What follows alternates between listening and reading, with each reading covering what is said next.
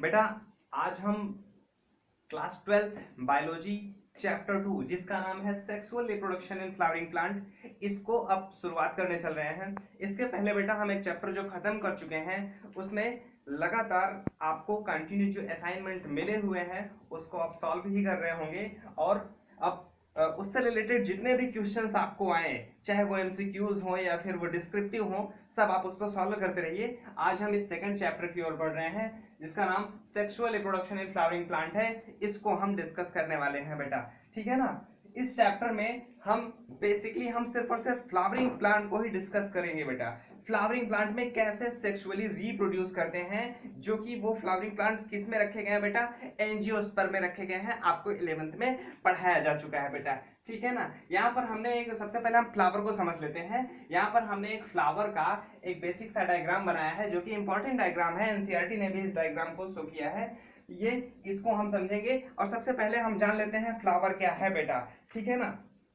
Flower flower हमारे लिए flower क्या चीज है? फ्लावर तो हमारे लिए, हम फ्लावर से अपनी ढेर सारी जरूरतों के लिए, अपनी जरूरतों के लिए ढेर सारी चीजों को वो पूरी करते हैं। जैसे हो गया, जैसे वो कोई सेंट बनाना, परफ्यूम बनाना, ये सब चीजें जो है हमें आप देखते हो कि जैसे कोई स्प्रे करते हो, वो कहाँ से, किसका एक्सट्रैक्शन होता है? ऑब्वियसली वो फ्लावर का होता है। अब तो ढेर सारे केमिकल से भी वो बनाए जा रहे हैं। फ्लावर का होता है वो जो आपको मदहोश कर देते हैं। और भी ढेर सारी चीजें हैं, जैसे आप फ्लावर का भी ढेर सारा उपयोग है यहाँ पर। जैसे लव हो गया, अफेक्शन हो गया, हैप्पीनेस, ग्रीफ मॉर्निंग, शोक संवेदना जिसे कहते हैं, इसके लिए किसी से होता है ना कि रिलेटिव आते हैं प्यार जताने के लिए, आप उनको एक फूलों का गुलदस्ता गिफ्ट करते हैं, ठीक है ना। ये लव, अफेक्शन, हैप्पीनेस, इन सब चीजों के लिए आप फूलों का, शादी विवाह में फूलों का उपयोग ये सब किया जाता है बेटा, ठीक है ना। लेकिन क्या ये फ्लावर हमारे लिए इसी चीजों के लिए है?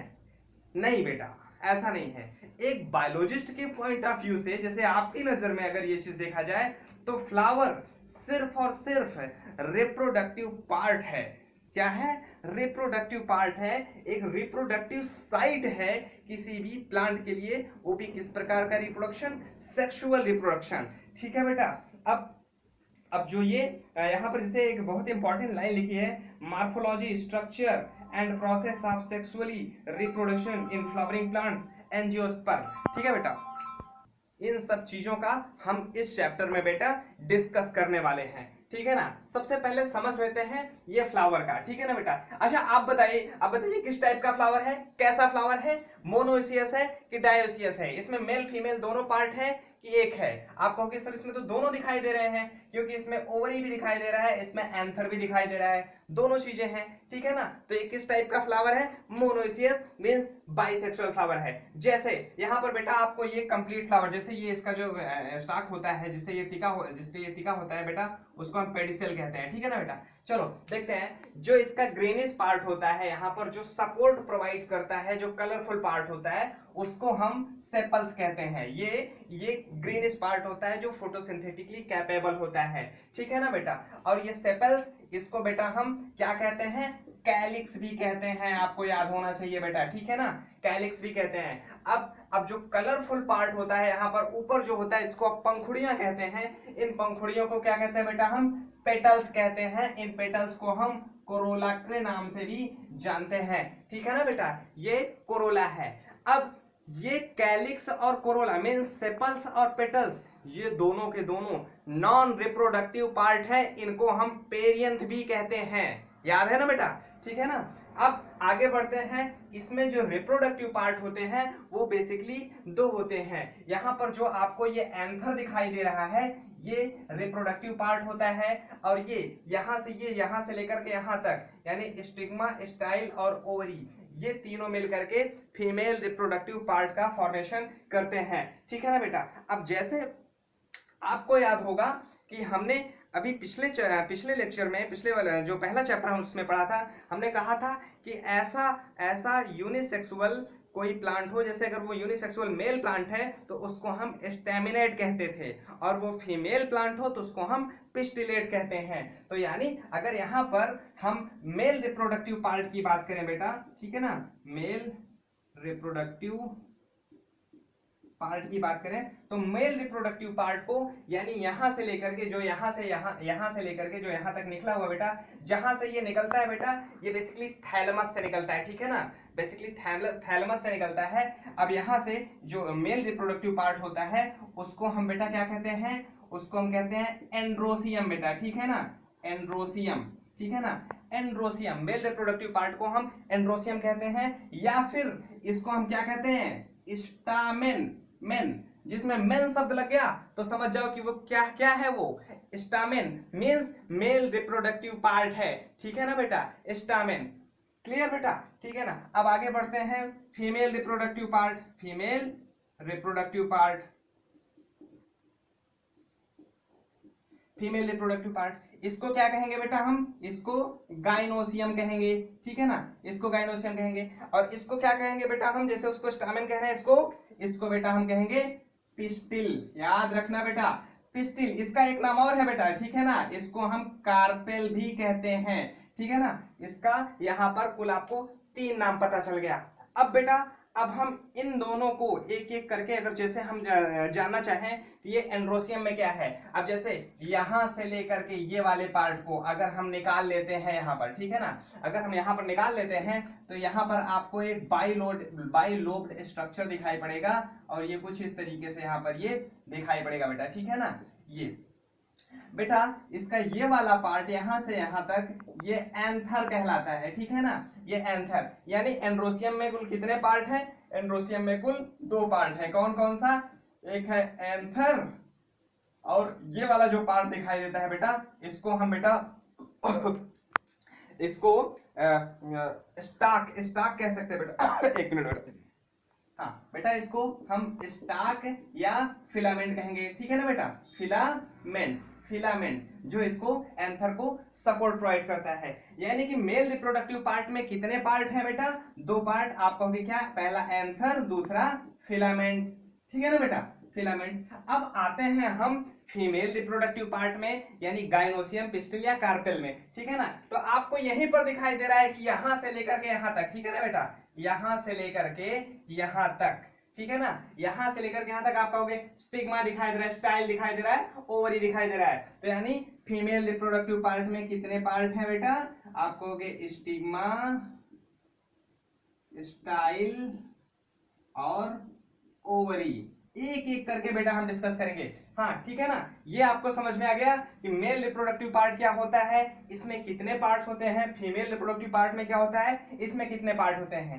अब आगे बेटा हम इसको हमें मिटाना होगा, अब आगे हम डिस्कस करेंगे कि इस एंथर के अंदर और इस ये स्टिग्मा, स्टाइल, ओवरी के अंदर कौन सा ऐसा घटना चक्र होता है जिससे कि ये सेक्सुअली रिप्रोड्यूस करते हैं। अब आपको यहां पर समझना होगा, जैसे अब यहां पर सेक्सुअली रिप्रोडक्शन की बात कर रहे हैं हम, तो सेक्सुअली रिप्रोडक्शन में क्या होगा, एक मेल गैमेट तो बनना ही बनना है, एक फीमेल गैमेट तो बनना ही बनना है। तो आपको पहले पता होगा कि यार male reproductive part male gamete बनाएगा, female reproductive part female gamete बनाएगा। तो यहां पर मेल रिप्रोडक्टिव पार्ट कैसे बनता है, फीमेल रिप्रोडक्टिव पार्ट कैसे बनता है, इसको अब इसको मिटाने के बाद हम आगे समझते हैं बेटा। तब तक इसको मिटाते हैं, आप इसमें जो बेसिक चीजें हैं वो नोट कीजिए जल्दी। हाँ बेटा अब जैसे सेक्सुअली रिप्रोड्यूस करने के लिए आपको यहाँ पर मेल गैमेट्स को तो चाहिए ही चाहिए, ठीक है ना बेटा, मेल गैमेट्स, और साथ ही साथ क्या चाहिए आपको, फीमेल गैमेट्स चाहिए बेटा, ठीक है ना, फीमेल गैमेट्स चाहिए। अब मेल गैमेट्स जो यहाँ पर बनाएगा वो एंथर बनाएगा, और मेल गैमेट्स को हम क्या कहेंगे बेटा, माइक्रोस्पोर्स कहेंगे बेटा, ठीक है ना, माइक्रोस्पोर, या इनको हम पॉलन ग्रेन्स कहेंगे, ठीक है ना बेटा, स्पेलिंग कर लीजिएगा, पॉलन ग्रेन्स कहेंगे, ठीक है ना। फीमेल गैमेट्स को हम क्या कहेंगे बेटा, मेगा स्पोर कहेंगे, मेगा स्पोर, या फिर इनको हम ओवा कहेंगे, या फिर एग कह सकते हैं बेटा, ठीक है ना, एग, ठीक है ना, एग होता है। अब माइक्रोस्पोर का फॉर्मेशन होना, माइक्रोस्पोरोजेनेसिस, ठीक है ना बेटा, माइक्रोस्पोर का फॉर्मेशन होना माइक्रोस्पोरोजेनेसिस, मेगास्पोर का फॉर्मेशन होना मेगास्पोरोजेनेसिस। तो अब हम आगे ये समझेंगे कि ये माइक्रोस्पोरोजेनेसिस और मेगास्पोरोजेनेसिस होता कैसे है, ठीक है ना बेटा। ओके अब हम देखते हैं ये, ठीक, हाँ बेटा इसमें जो अभी हमने जो एक कंप्लीट फ्लावर को देखा था, उस कंप्लीट फ्लावर में हमने देखा था कि मेल रिप्रोडक्टिव पार्ट और फीमेल रिप्रोडक्टिव पार्ट को। अब यहाँ पर जो मेल रिप्रोडक्टिव पार्ट है वो यहाँ पर हमने एक यहाँ पर ड्रॉ किया हुआ है, जिसका नाम क्या है बेटा, आपको पता ही है, स्टामेन। ठीक है ना बेटा, स्टामेन। ठीक है ना, ये स्टामेन है। और स्टामेन में आपको दो चीजें देखने को मिलेंगी। क्या चीज देखने को मिलेगी आपको, एंथर और फिलामेंट। ये एंथर बेटा बाइलोब्ड होता है, बिल्कुल ऐसे, ठीक है ना, बाइलोब्ड होता है, इसलिए इसको हम डायोथीकस कहते हैं, क्योंकि इसमें दो लोब होता है, दो लोब होता है, इसलिए इसको हम डायोथीकस कहते हैं। ये होता है इसका फिलामेंट या स्टाक बेटा, ठीक है ना, फिलामेंट या स्टाक, जो कि कहां पर अटैच्ड होता है, ये चीज बेटा अटैच होता है थैलमस में, या फिर जो आपका पेटल्स होते हैं ये पेटल्स में अटैच्ड होते हैं। ठीक है ना बेटा। अब इसी को हमने यहाँ पर सेपरेट डायग्राम बनाया, जैसे यहाँ पर इसको हम सेक्शन कर देते हैं ऐसे, ठीक है ना, इसको हम कट कर देते हैं यहाँ से, तो ये ऊपर से बिल्कुल इस तरीके का स्ट्रक्चर यहाँ पर आपको दिखाई दे रहा है। यहाँ पर आपको दिखाई दे रहा है बिल्कुल यहाँ पर क्लियर लाइन ऑफ डेहिसेंस, ठीक है ना बेटा, क्योंकि जो दो लोब्ड बने हुए हैं, इसी लोब्ड में जो ये लाइन आ रही है, इसी को लाइन ऑफ डेहिसेंस कह रहे हैं। डेहिसेंस मतलब स्फुटन होना, स्फुटन होने वाली रेखाएं, ठीक है ना। इसी के अंदर क्या निर्माण होंगे, पॉलन ग्रेन निर्माण होंगे, जो कि मेल गैमेट कहलाते हैं, या इनको हम माइक्रोस्पोर भी कहते हैं। ठीक है ना बेटा। अब यहाँ पर ये इसका फिलामेंट दिखाई दे रहा है जो है यहाँ पर, इसको कट करने के बाद यहाँ पर लाइन ऑफ डेहिसेंस और स्पोर्स का फॉर्मेशन होते हुए यहाँ पर दिखाया है। इसका हम एक और सेक्शन करते हैं, ठीक है ना बेटा। ये जो यहाँ पर कट किया है इसको हम और सेक्शन करते हैं, फिर इसको ऐसे करके देखते हैं, ठीक है ना। इसको हमने सेक्शन किया, फिर ऐसे करके देखा, तो हमें कुछ इस तरीके का यहाँ पर स्ट्रक्चर दिखाई दे रहा है।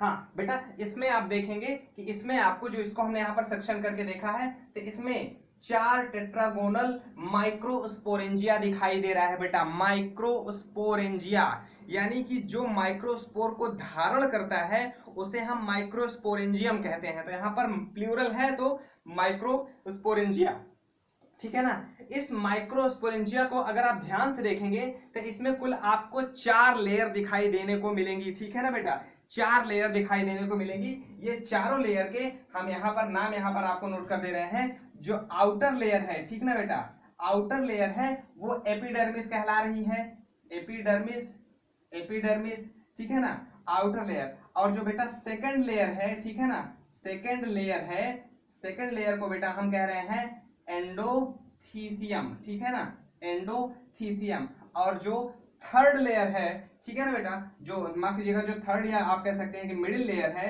मिडिल लेयर है, मिडिल लेयर, उसको हम बेटा ये 2 से 4 सेल्स की लेयर होती है, ठीक है ना। कैसी होती है बेटा, 2 से 4 sales, 2 to 4 layer of sales आप लिख सकते हैं, 2 से 4 सेल्स लेयर होती है, ठीक है ना बेटा, 2 से 4 सेल्स की लेयर होती है। और लास्ट में जो सबसे इनर मोस्ट लेयर होती है, ठीक ना बेटा, inner most layer, inner most layer, इसको हम बेटा टैपिटम कहते हैं, ठीक है ना। ये बहुत इंपॉर्टेंट है बेटा, इसलिए यहां पर हमने इसको दोबारा लिखा कि आप इसको याद रखें। अब इसको हम समझ लेते हैं। जैसे ये एपिडर्मिस लेयर, उसके बीच में ये एंडोडर्मिस लेयर, ठीक है ना, माफ कीजिए एंडोथीसियम लेयर, फिर उसके अंदर जो होता है मिडिल लेयर, फिर उसके अंदर आप यहाँ पर फोकस करेंगे तो साफ दिखाई देगा, ठीक है ना। ये जो बीच बीच में आपको 4 स्ट्रक्चर दिखाई दे रहे हैं यहाँ पर, एक ये, ठीक है ना। यहाँ पर ये चारों स्ट्रक्चर बेटा, इसी को हम माइक्रोस्पोरेंजिया कहते हैं, ठीक है ना। यही सबके सब माइक्रोस्पोरेंजिया है, ये, ठीक है ना बेटा। ये माइक्रोस्पोरेंजिया किससे कवर्ड होती है बेटा, ये टैपिटम से कवर्ड होती है। इसी टैपिटम के अंदर स्पोरोजीनस टिश्यू होते हैं जो माइक्रोस्पोर्स अर्थात पॉलन ग्रेन्स का निर्माण करते हैं। इसी माइक्रोस्पोरेंजिया के अंदर ये जो टैपेटम की लेयर है बेटा, इसमें डेंस साइटोप्लाज्म होता है और इसमें एक से अधिक न्यूक्लियस होते हैं, ठीक है ना। एक से अधिक न्यूक्लियस होने की वजह से ये जो यहाँ पर पॉलन ग्रेन्स फॉर्मेशन हो रहा है, इसको ये न्यूट्रिशन प्रोवाइड करते हैं।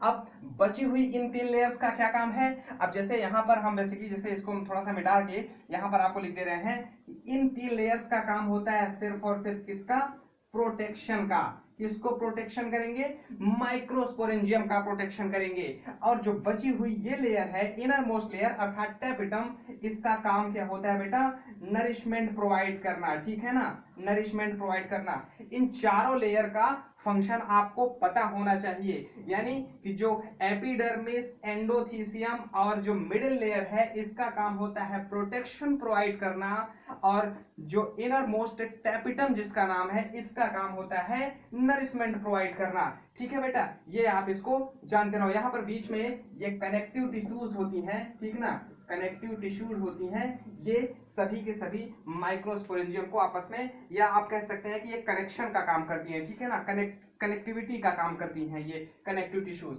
अब बेटा इसी को अगर हम यहां से ऐसे, यहां से इतना कट करके और मैग्नीफाई करके देखना चाहें तो ये स्ट्रक्चर यहां पर आपको दिखाई दे रहा है। एक बार यहां देख लीजिए ध्यान से कि इसको हमने यहां पर कट किया है, कट करने के बाद इतना इसको हमने और मैग्नीफाई करके देखने का प्रयास करेंगे तो आपको वही वो सारी की सारी लेयर्स दिखाई देने को मिलेंगी। पहला क्या, आउटर एपिडर्मिस, दूसरा एंडोथीसियम, तीसरा मिडिल लेयर, चौथा टेपिटम। अब देखो इसी टैपिटम के अंदर, ठीक है ना, इसी टैपिटम के अंदर ये आपको स्पोरोजीनस टिश्यू दिखाई दे रहे हैं ये सारी की सारी। इसी के अंदर यहाँ पर बेटा, इसी के अंदर जो स्पोर्स का फॉर्मेशन करने वाली सेल्स होती हैं जिनका नाम होता है माइक्रोस्पोर मदर सेल, शॉर्ट में हम इनको MMC लिख दे रहे हैं बेटा, ठीक है ना, माइक्रोस्पोर मदर सेल। यही microspore mother cells pollen grains का फॉर्मेशन करती हैं। कैसे करेंगी वो एक हम फ्लो चार्ट बना करके अभी हम देख लेंगे। अभी पूरा आपको इंटरनल स्ट्रक्चर समझ में आ जाए फिर उसके बाद आगे की इसकी हम जो पूरा का पूरा प्रोसेस होता है उसको समझेंगे, ठीक है ना। अब क्या होगा कि एक बार यहाँ पर माइक्रोस्पोर का फॉर्मेशन हो गया, माइक्रोस्पोर का फॉर्मेशन होगा तो जो ये तीनों लेयर हैं यानी कि एपिडर्मिस, एंडोथीसियम, मिड लेयर, ये तीनों के तीनों इसी लाइन ऑफ डेहिसन से ब्रेक डाउन हो जाएंगी, ठीक है ना बेटा। यहाँ पर वो सारी की सारी लाइंस ब्रेक डाउन हो चुकी हैं, टैपिटम भी ब्रेक डाउन हो चुका है। अब पॉलन ग्रेन्स जो है बेटा यहाँ से बाहर निकल जाते हैं क्या, किस काम के लिए, फर्टिलाइजेशन के लिए, ठीक है ना बेटा। यहाँ पर ये आपको एक पूरा का पूरा कंप्लीटली लाइन से आप लोग बनाएंगे, ठीक है ना बेटा, लाइन से एक बेहतर साफ पेज में एकदम क्लियर नीट एंड, जो कि आपको यहाँ पर बिल्कुल किताब में आपके एनसीईआरटी में दिया हुआ ऑलरेडी, एकदम नीट एंड क्लियर ये इमेज को आप ड्रॉ करना, ड्रॉ करने के बाद अच्छे से समझना। एक बार रफली आपको फिर से तेजी में हम बता देते हैं कि जैसे यहाँ पर ये पूरा का पूरा स्टामेन है, स्टामेन से इसको सेक्शन करके देखा तो यहाँ पर हमें इसमें 4 लोब्स दिखाई दे रहे हैं, इसे टेट्रागोनल शेप कहते हैं, और इसमें ये इंटरनल स्ट्रक्चर दिखाई दे रहा है। इसको अगर इसको और हम सेक्शन करते हैं, एक स्लाइड और काटते हैं तो यहाँ पर इस तरीके का हमको स्ट्रक्चर दिखाई देगा जिसमें 4 लेयर होती हैं, चारों लेयर का नाम लिखा हुआ है, चारों लेयर का यहाँ पर फंक्शन लिखा हुआ है। उसके अंदर जो टैपिटम है इसको थोड़ा सा इस हिस्से को हम और मैग्नीफाई करके देखते हैं तो हमें कुछ ऐसा दिखाई देता है। फिर उसके बाद, ठीक है ना बेटा, फिर उसके बाद ये यहाँ पर स्पोर फॉर्मेशन होने के बाद यहाँ पर ये ब्रेक डाउन होकर के तीनों लेयर ब्रेक डाउन होके पॉलन ग्रेन्स बाहर निकलते हैं। यानी कि अब हम ये पूरा का पूरा हमने जो अभी इवेंट पूरा का पूरा समझा है, स्टामेन को समझा है, स्टामेन के बाद हमने माइक्रोस्पोरेंजियम को समझा है, और ये पॉलन ग्रेन अब कैसे बनेगा, इट मींस माइक्रोस्पोरोजेनेसिस कैसे होगा इसको हम समझते हैं, ठीक है ना बेटा। तब तक आप इसको ड्रॉ कीजिए, मैं इसको मिटाता हूं। हाँ बेटा, जो अब माइक्रोस्पोरोजेनेसिस को एक ब्रीफली हम इसको समझ लेते हैं कि किस प्रकार का उसमें डिवीजन होता है। यहाँ पर माइक्रोस्पोरोजेनेसिस क्या है, जैसे मैंने यहाँ पर एक लाइन का डेफिनेशन लिख दिया है, process of formation of microspore. Microspore को क्या कहते हैं बेटा, पॉलन ही कहते हैं। तो फ्रॉम पॉलन मदर सेल, यहाँ पर पॉलन मदर सेल को शॉर्ट में यहाँ पर PMC देखने को मिल सकता है, आपको MMC भी देखने को मिल सकता है, माइक्रोस्पोर मदर सेल लिखा सकते हैं इसको, ठीक है ना, कॉल्ड माइक्रोस्पोरोजेनेसिस, ठीक है ना बेटा। यानी कि माइक्रोस्पोर का फॉर्मेशन होना पॉलन मदर सेल से, इसी को हम माइक्रोस्पोरोजेनेसिस कहते हैं, ठीक है ना बेटा। अब इसको एक हमने यहाँ पर बहुत ही छोटा सा फ्लो डायग्राम बनाया है, इसको आप आसानी से समझ सकते हैं, बहुत ही सिंपल है। माइक्रोस्पोरेंजियम, माइक्रोस्पोरेंजियम कहाँ है बेटा? टैपेटम से लेयर से घिरी हुई जो स्ट्रक्चर दिखाई दे रहा है, वहां पर जो लोब्ड स्ट्रक्चर 4 लोब थे ना, उसी टैपेटम के अंदर से घिरा हुआ जो स्ट्रक्चर दिखाई दे रहा था इसके पहले वाले इमेज में, उसी को हम माइक्रोस्पोरेंजियम कहते हैं। यानी कि जो बीजाणु को धारण करता है, जो भी माइक्रोस्पोर को धारण करता है, उसी को माइक्रोस्पोरेंजियम कहते हैं, ठीक है ना। अब उसके अंदर क्या होंगे? स्पोरोजेनस टिश्यू होंगे, ठीक है ना। ये स्पोरोजेनस टिश्यू कैसे होंगे बेटा? डिप्लॉइड होंगे, ठीक है ना, डिप्लॉइड होंगे। अब यही स्पोरोजेनस टिश्यू क्या बनाएंगे? माइक्रोस्पोर मदर सेल बनाएंगे। माइक्रोस्पोर मदर सेल कैसे होंगे बेटा? डिप्लॉइड होंगे, ठीक है ना। तो स्पोरोजेनस टिश्यू से माइक्रोस्पोर मदर सेल, जिसे एमएमसी कहते हैं, इसको बनाने में किस प्रकार का डिवीजन होगा? आप कहोगे यहाँ पर डिप्लॉइड है तो ये भी डिप्लॉइड है, तो ऑब्वियसली यहाँ पर किस प्रकार का डिवीजन हुआ है? माइटोसिस हुआ है, ठीक है ना। अब यहाँ पर माइक्रोस्पोर मदर सेल, अब यहाँ पर माइक्रोस्पोर टेट्राड बना रहा है, यानी कि एक सेल होए कोई और वो 4 सेल बना रही है। तो आपको तुरंत याद आ जाना चाहिए कि एक सेल से 4 सेल अगर किसी में डिवीजन होगा तो वो किस प्रकार का डिवीजन होगा बेटा? वो होगा मियोसिस होगा, ठीक है ना बेटा। टेट्राड से कंफ्यूज मत होइए बेटा। जैसे सपोज करते हैं ये माइक्रोस्पोर स्पोरोजेनस टिश्यू है, ठीक है ना। इसके अंदर क्या है? ये इसके अंदर क्या है? माइक्रोस्पोर मदर सेल है, ठीक है ना। ये माइक्रोस्पोर मदर सेल यहाँ पर है, ठीक है ना। इस माइक्रोस्पोर मदर सेल क्या करेगी? मियोसिस करेगी। मियोसिस करेगी तो इसके अंदर बेटा 4 सेल्स का फॉर्मेशन होगा। 1 2 3 4। चारों सेपरेट नहीं होंगे, चारों बिल्कुल सेपरेट नहीं होंगे, यानी एक माइक्रोस्पोर ये, एक माइक्रोस्पोर ये, एक माइक्रोस्पोर ये, एक ये, 4 सेल बन गया। चारों सेपरेट नहीं है, इसलिए इसको माइक्रोस्पोर टेट्राड कह रहे हैं। यानी ये कैसा होगा बेटा?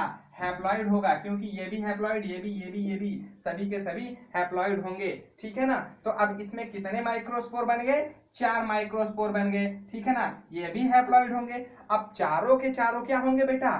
सेपरेट हो जाएंगे, ठीक है ना बेटा। चारों के चारों सेपरेट हो जाएंगे।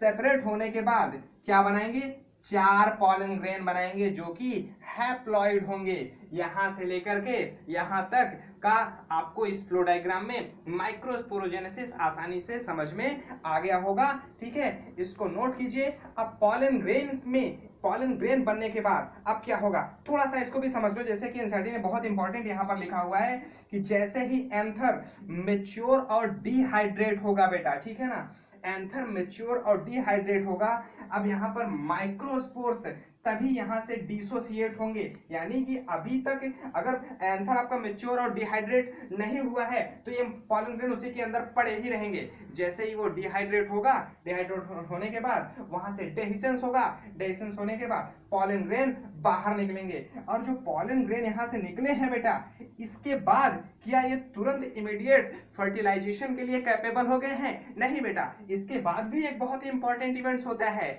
जो कि आप इसको नोट कर लीजिए। अब हम आगे उसका एक नया जो डायग्राम बनाएंगे उससे समझाएंगे, ठीक है बेटा। आप नोट कीजिए इसको। बेटा वीडियो काफ़ी लंबा होने की वजह से इसको अपलोड करने में प्रॉब्लम होगी, इस वजह से इसको हम यहीं पर ब्रेक करते हैं। जो आपका पॉलन ग्रेन्स के आगे की जो स्टडी है, आगे का जो स्टेप है जो पॉलन ग्रेन्स का बना हुआ है, इसको हम अगले वीडियो लेक्चर में डिस्कस करेंगे। तब तक यहाँ तक आप कंप्लीट नोट कीजिए। आपके पास जो एनसीईआरटी है उसको पढ़ते रहिए, ये लेक्चर सुनिए, इससे रिलेटेड क्वेश्चंस को सॉल्व कीजिए। कोई प्रॉब्लम आए तो आप मुझे कॉन्टेक्ट कीजिए। All the best.